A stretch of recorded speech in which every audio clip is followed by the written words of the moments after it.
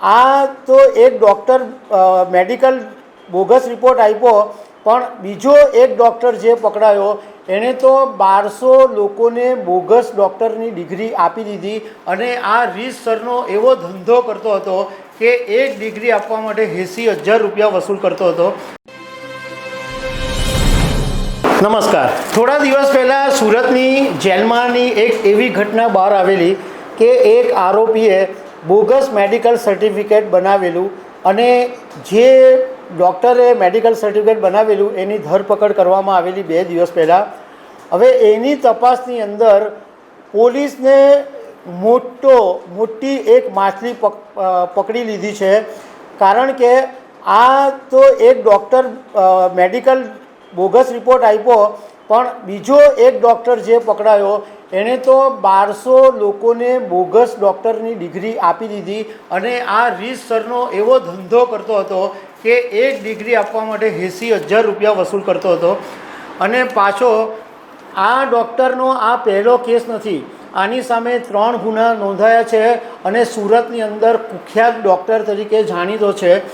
પણ નવાઈની વાત એ છે કે અગાઉ 3 વખત ગુના નોંધાયા, એકવાર જેલ ભેગો બી થઈ ગયો, પરંતુ એમ છતાં બી આ ડૉક્ટર બિંદાસ રીતે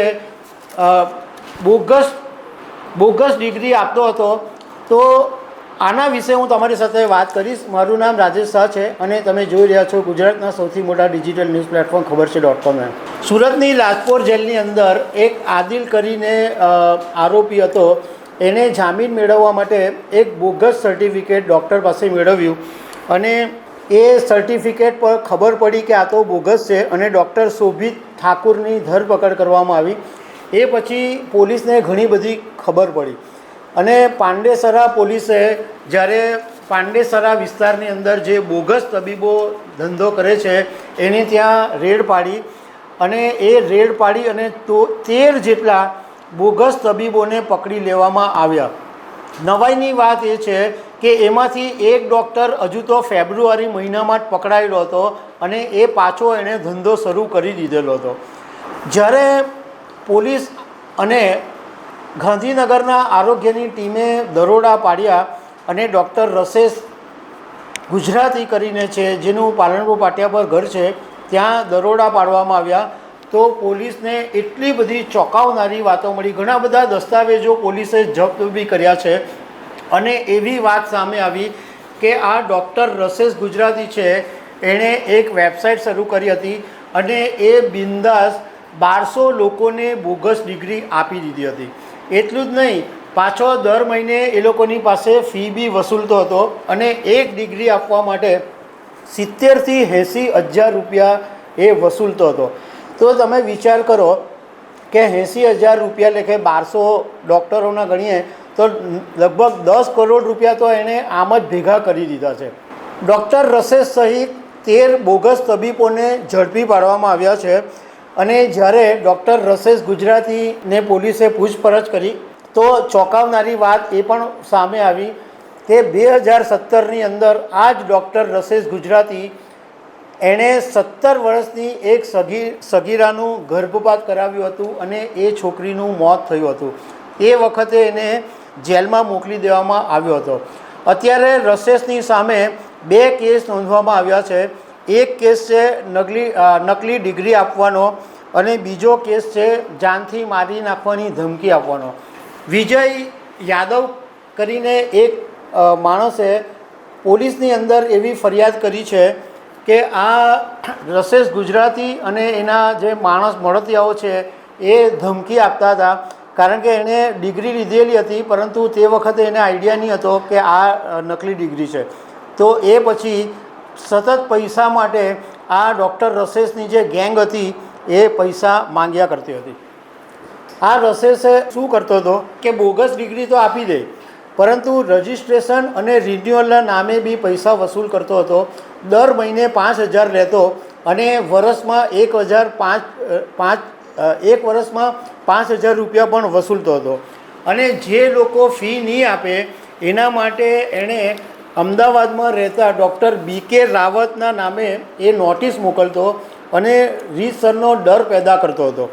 એણે ઉઘરાણી માટે ઇરફાન અને ડૉક્ટર શોભિતસિંહને રાખ્યા હતા કે જે આવા કોઈ ડૉક્ટર હોય કે જે ફીના પૈસા નહીં આપે કે રજિસ્ટ્રેશનના પૈસા નહીં આપે તો આ 2 જણાને જે રોકેલા હતા એ વસૂલી કરવા માટે જતા હતા.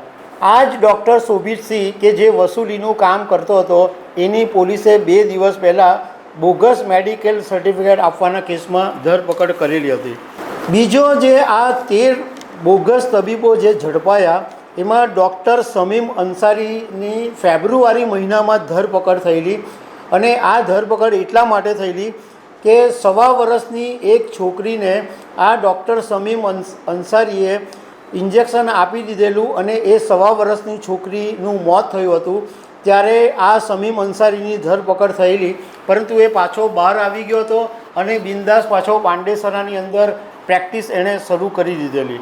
આ જે ડૉક્ટર રસેશ ગુજરાતી છે એ માથા ભરેલ માણસ છે અને અમે થોડીક તપાસ કરી તો ખબર પડી કે ગોપીપુરા વિસ્તારની અંદર કાજી મેદાનમાં એનું એક ક્લિનિક આવેલું છે અને આજુબાજુના જે એપાર્ટમેન્ટના લોકો છે એની સાથે એ અનેક વખત ઝઘડા કરતો હતો.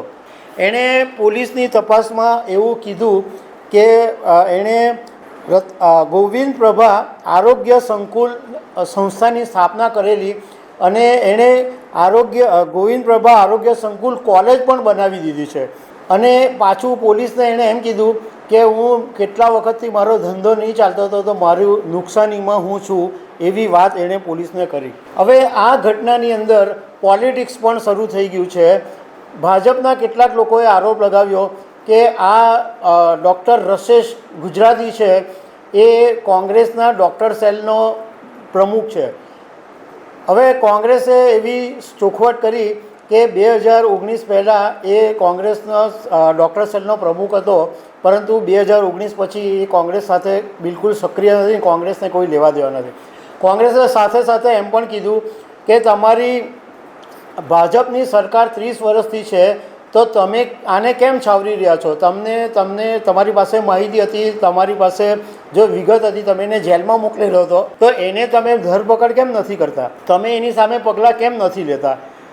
આ મતલબમાં આ બાબતમાં એ પોલિટિક્સ શરૂ થઈ ગયું છે. પરંતુ આ ડૉક્ટર રસેશ ગુજરાતી એટલો મોટો ખેલાડી છે કે એને કોઈ ફરક નથી પડતો. એ જ્યારે જેલમાંથી બહાર આવ્યો તો એણે પાછો ફરીથી ધંધો શરૂ કરી દીધેલો. જ્યારે થોડા સમય પહેલાં, લગભગ 3 મહિના પહેલાં પાંડેસરાની અંદર બોગસ તબીબો પકડાયેલા, ત્યારે અમે પોલીસની સાથે વાત કરેલી તો પોલીસે અમને એવું કીધેલું હતું કે અમારા હાથ બંધાયેલા છે, કારણ કે આનો એવો કોઈ પ્રોપર કાયદો નથી, એટલે કોર્ટમાંથી આ લોકોને જામીન મળી જાય છે તો એમાં અમે કશું કરી શકતા નથી. પરંતુ હવે ગુજરાતની અંદર એક એવો કાયદો આવ્યો છે કે જેને કારણે હવે બોગસ તબીબ ડૉક્ટરો પણ છટકી શકે તેમ નથી. તો આ કાયદાનો જો ઉપયોગ કરવામાં આવશે તો ડૉક્ટર રસેશ ગુજરાતી પણ લાંબો ભીરવાશે એવું લાગી રહ્યું છે. તો દર્શક મિત્રો, આવી અનેક વાતો સાથે અમે તમને મળતા રહીશું. Thank you very much.